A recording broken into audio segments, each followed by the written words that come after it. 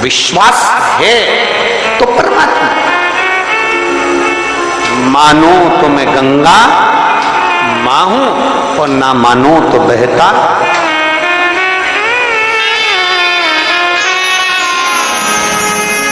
आप मानो तो मैं मां हूं, आप मानो तो मैं गंगा मां हूं, ना मानो तो बहता पानी। आप मानो तो आपके नजदीक में, आपके घर के पास में जो शिवालय है भगवान शंकर का, एक छोटा सा शिवलिंग है।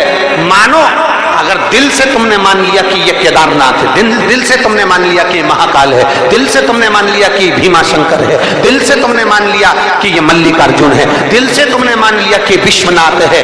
जिस दिन तुम्हारा मन पर जाए, श्रावण के महीने में जब तुम 2 लोटा जल चढ़ाने के लिए जाओगे,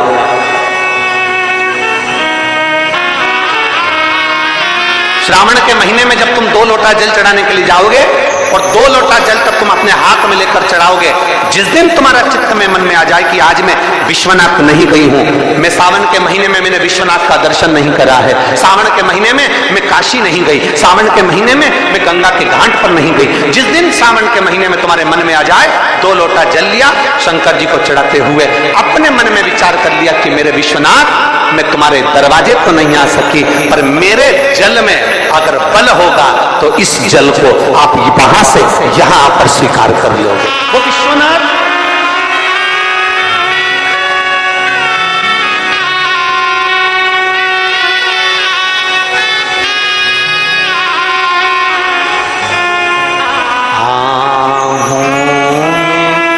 असर होगा, घर बेड़े बुला लेंगे, तुम रूठे रहोगे, हम तुम्हें मना लेंगे। तुम कहते हो भोले, हमें काशी प्यारी है, तुम कहते हो भोले, हमें काशी प्यारी है। एक बार तो आ जाओ, एक बार तो आ जाओ, काशी बना देंगे। तुम कहते हो भोले, हमें गंगा प्यारी है,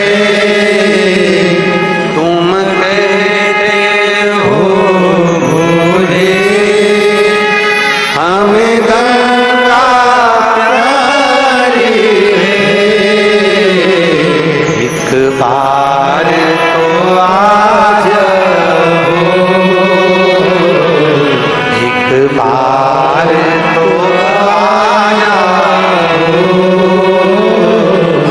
गंगा भी बुला लेंगे, तुम रूठे रहोगे, हम तुम्हें मना लेंगे। आहों में असर होगा, घर बैठे बुला लेंगे।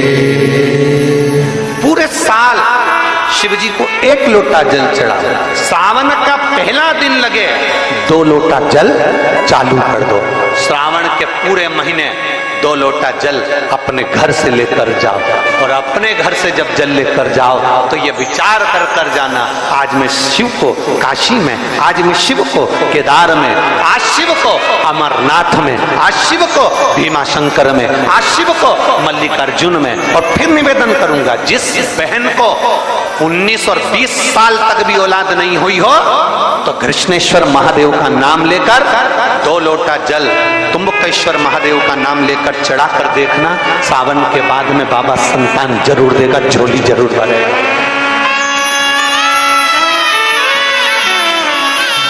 कहीं नहीं जाना, अपने नजदीक में, अपने घर के पास में, अपने मोहल्ले में, अपनी गली में, अपने चौराहे पर, अपने घर के पास में जो शिवालय हो, जो शंकर का मंदिर हो, वहां जाओ, 2 लोटा जल समर्पित करो और फिर निवेदन करूंगा, जल से ज्यादा जरूरी है मेरे भोलेनाथ जी के मंदिर की सफाई करना। अब कीचड़ चालू हो जाएगा, पानी चालू हो जाएगा, सावन का महीना चालू हो जाएगा, अपने साथ एक कपड़ा लेकर जाओ, बाबा के मंदिर को पूरा साफ कर कर, बाबा के शिवलिंग का स्नान कर कर, बेलपत्र निर्माल्य जितना पड़ा है उसको उठाकर कहीं विसर्जन के लिए, किसी नदी तालाब बावड़ी में नहीं, किसी कुएं में नहीं, निर्माल्य तालाब में, नदियों में, बावड़ी में डालने के बाद वो निर्माल्य सड़ता रहता है, नदी नाले का पानी सूखता रहता है, उसमें कीचड़ इकट्ठा हो जाता है, उस निर्माल्य को इकट्ठा करो, गाड़ी में भरो, किसी एक खड्डा खोदकर वहां दबाकर उसकी खाद तैयार करो और बाद में बेलपत्री के वृक्ष के नीचे उसको डालते रहो। और ध्यान रखना कि निर्माल्य हमें नदी तालाब बावड़ी कुएं में नहीं डालना, उसको एकत्र करना। शिव के मंदिर की जितनी सफाई कर सकते हो, शंकर के मंदिर को जितना साफ कर सकते हो, शंकर के मंदिर को जितना निर्मल कर सकते हो उतना करो। अपने मन में एक भाव बना लो, जैसे भगवान विष्णु ने एक भाव बनाया था, सावन के महीने में 108 कमल के पुष्प शंकर जी को दूंगा। पार्वती जी ने भाव बनाया था, श्रावण के महीने में शंकर जी को 2 लोटा जल समर्पित करूंगी। माता सती जो भगवान शंकर की अर्धांगिनी रही, उन्होंने भाव बनाया था, मेरे देवाधिदेव महादेव को रिझाने के लिए मैं भगवान शंकर की 108 वृक्ष लता से स्नान कराऊंगी। ये अपने भीतर एक संकल्प अपने भीतर लेना है कि श्रावण के महीने में हमें शिव को कैसे रिझाना है, शंकर को कैसे प्रसन्न करना है, शंकर को कैसे प्रकट करना है, शंकर को कैसे प्राप्त करना है, शंकर को कैसे अपना बनाना है, शंकर को अपने करीब में कैसे लाना है, शिव को अपना कैसे बनाना है, ये अपने ऊपर निर्भर करता है।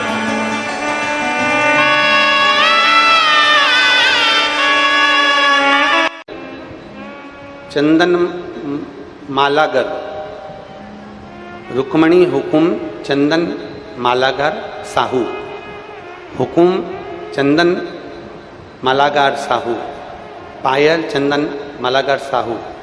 गांव का नाम है दांडी, जिला बेमेतरा, छत्तीसगढ़। मेरा मोबाइल नंबर ये है। मेरी छोटी सी चाय और मिठाई की दुकान है। कहीं बैठे हैं क्या? अगर कहीं बैठे हो तो हाथ हिला सकते हैं।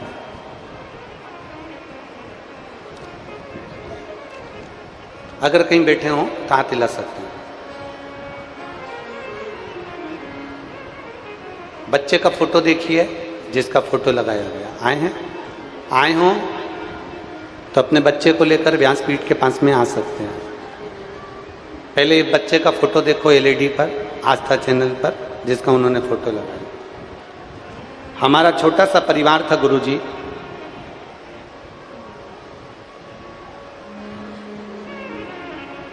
मेरा एक बेटा 13 साल का, जिसका मैंने फोटो लगाया। 2020 में मेरा 13 साल का बेटा बीमार पड़ गया। बीमार पड़ गया तो हम उसको हॉस्पिटल दिखाया, बड़े बड़े हॉस्पिटल में उसका इलाज करवाया, पर मेरा 13 साल का लड़का नहीं रहा, मर गया। हमारा 13 साल का बच्चा मर गया, जिसका मैंने फोटो लगाया है गुरुदेव। एक तो बड़ी मुश्किल से तो संतान हुई थी, और 13 साल तक मेरा बेटा मेरे साथ में रहा, और 13 साल के बाद मेरा बेटा अचानक बीमार पड़ा, उसके प्राण छूट गए, वो मर गए। उसके जाने के बाद हम लोग सब टूट गए, बहुत चिंता मन में ग्रसित हो गई, क्योंकि घर में कोई संतान नहीं थी।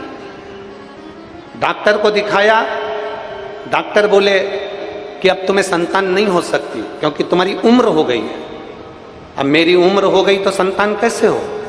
फिर हमने आईवीएफ करवाने का सोचा, और आईवीएफ करवाया तो भी संतान का सुख नहीं हुआ। जब संतान का सुख नहीं हुआ, आईवीएफ भी करवा के देख लिया, सारा कार्य कर कर देख लिया पर संतान का सुख नहीं हुआ। डॉक्टर ने कह दिया अब तुम्हारे घर में औलाद नहीं होगी। तब हमारे पड़ोसी के कहने पर हमने पहली बार सफेद आंकड़े की जड़ का प्रयोग करा और बाबा से प्रार्थना करी।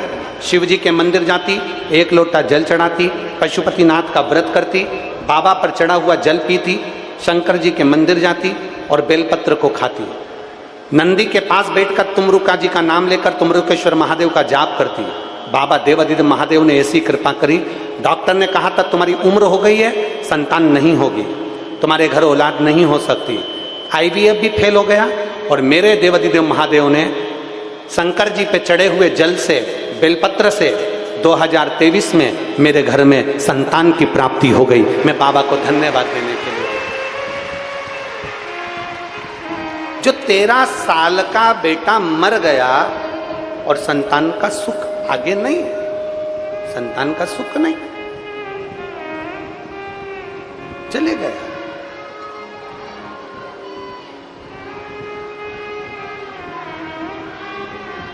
एक विश्वास,